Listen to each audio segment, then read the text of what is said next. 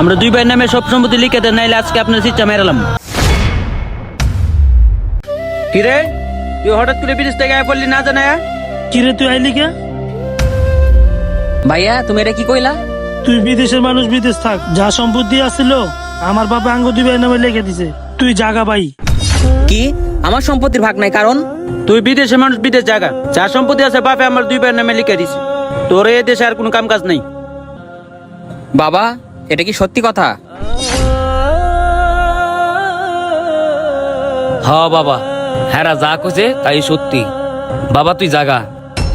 ভাইয়া, বড় ভাইয়া, আসলে সম্পত্তির জন্য আমার কোনো লোভ নাই। বাবার সম্পত্তি তোমরা নিছো, আমার কোনো আপত্তি নাই। তাই বলে আমি এত দূর থেকে আসছি, তোমরা কি আমাকে বের করে দিবে এখনই? ঠিক আছে, সমস্যা নাই, তোমাদের বাড়িতে আমি থাকবো না, আমি চলে গেলাম। ঠিক আছে, তোমরা ভালো থেকো।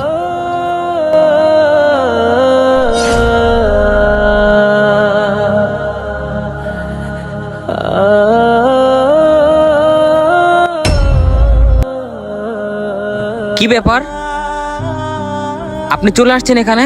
বাবা রে, তুই আমার মাফ করে দে।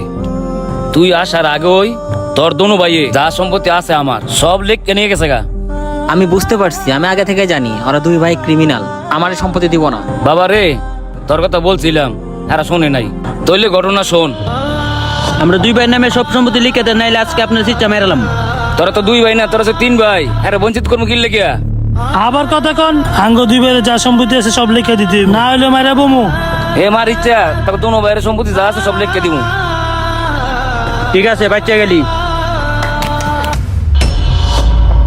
তুমি যে ভালো আছো এটাই সবচেয়ে বড় কথা। তুমি চাইলে আমার সাথে যাইতে পারো, কোনো সমস্যা নাই, ওদের কাছে থাকার কোনো প্রয়োজন নাই। হ্যাঁ বাবা চলো, তোমার লগে যাবো।